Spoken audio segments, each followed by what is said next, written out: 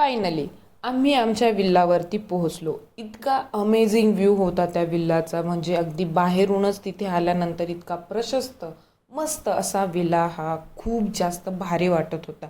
सगळेजण दमलेले होते उन्हामुळे, सो आल्या आल्या मस्तपैकी फॅन चालू केले, ए सी चालू केले आणि निवांत सगळे बसले.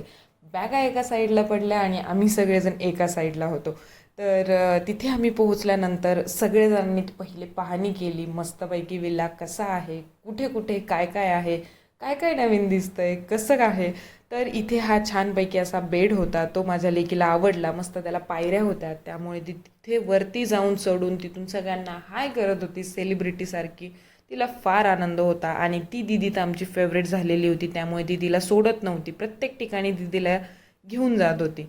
आणि खरंच विला खूप भारी होता, प्रशस्त होता, अतिशय मस्त होता. म्हणजे मी पहिल्यांदाच गेले होते लोणावळ्याला आणि अशा विलामध्ये स्टे हा माझा पहिलीच वेळ होती.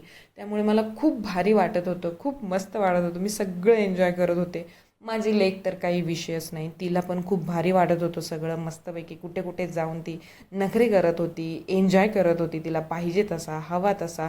तिचे पप्पा तिच्या मागे पुढेच होते अर्थातच. आणि मग नंतर तिथे आतमध्येच क्रिकेट खेळणं सुरू झालं जरा वेळ. मग माझी लेक आली, तिने देखील ते घेतलं आणि खेळायला सुरुवात केली. मग नंतर आम्ही आमची रूम बघून आलो, तिथे कसं आहे काय आहे. त्याच्या बाजूला स्विमिंग पूल होता, जो खूप भारी वाटत होता. तिथे बाजूलाच टर्फ होतं. नंतर खाली आतमध्ये एअर हॉकी देखील होती, किचन होतं छान. असं सगळ्यांनी छान पाहणी केली. मग नंतर आम्ही निवांत बसलो. पुन्हा टी व्ही वगैरे लावलेला, तो आल्या आल्याच लागला होता. त्यानंतर मग सगळेजण निवांत बसलो, गप्पा मारत होतो, एन्जॉय करत होतो, काय चाललं काय नाही हे सगळेजण बघत होतो. आणि मग मजा मस्ती तर बाप रे बाप इतकी जास्त सुरू होती. खूप भारी वाटत होतं. सगळेजण निवांत बसलेले होते, नुसता बॉल घेऊन याला त्याला आबाधोबीसारखं नुसते मारत होते, मजा करत होते. म्हणजे हा मोमेंट तर मला स्पेशली खूप भारी वाटला.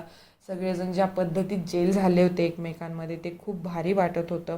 कोणीच असं अनोळखी नव्हतं, सगळेजण अगदी कॉलेज फ्रेंड्स असल्यासारखे एकमेकांमध्ये रुळलेले होते, छान एन्जॉय करत होते. कोणालाही कसलीही अशी म्हणतो ना असा एक हेजिटेशन नव्हतं. खूप जास्त छान पद्धतीत सगळेजण वावरत होते. आणि मग लंच मागवलेला होता, तो आला. तोपर्यंत सगळेजण आपले व्हेजवाले नॉनव्हेजवाले आपापलं प्लेट वाढून घेऊन सगळेजण ज्याला जसं हवं तसं सर्व करत होते. छान छान असा आमचा लंच झाल्यानंतर आमची पुढची प्लॅनिंग सुरू झाली, काय करायचं ते. आणि त्यामध्ये सगळ्यांची पोटभर अशी जेवणं झाली आणि सगळेजण गेले बॅक साईडला, जिथे स्विमिंग पूल होता, टर्फ होता, ते एन्जॉय करण्यासाठी. तिथे आम्ही काय काय केलं हे बघायला स्टे ट्यून. बाय.